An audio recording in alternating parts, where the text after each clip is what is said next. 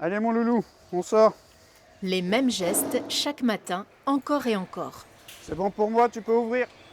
Objectif pour les soigneurs, entraîner Passaï à rentrer de lui-même dans cette petite cage blindée qui le transportera jusqu'au Danemark et éviter ainsi, le jour J, d'avoir à l'anesthésier.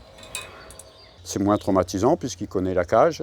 Pour lui, c'est quelque chose qui fait partie de sa routine, c'est son environnement.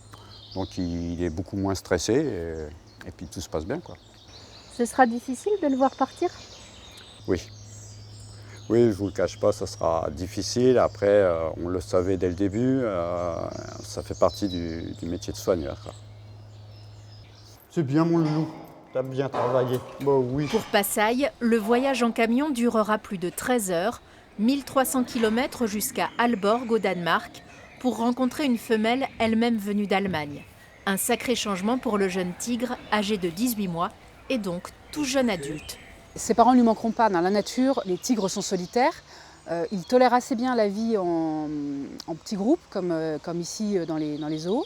Mais dans la nature, normalement, ils sont solitaires. Donc quitter sa mère et quitter son territoire, devoir trouver un nouveau territoire, c'est quelque chose que font tous les jeunes tigres. Passaï a bien grandi depuis ces images en 2022. Aujourd'hui, il est intégré à une base de données permettant de gérer la reproduction des tigres de Sumatra au niveau européen, de manière à produire de nouvelles générations saines en évitant toute consanguinité. On a vraiment toute une batterie d'informations sur notre individu, c'est entre guillemets sa carte d'identité. Et donc grâce à ce logiciel, on a vraiment accès à une quantité de données, on peut remonter très très loin dans la génétique. Dernier week-end pour Passaï dans le zoo qu'il a vu naître.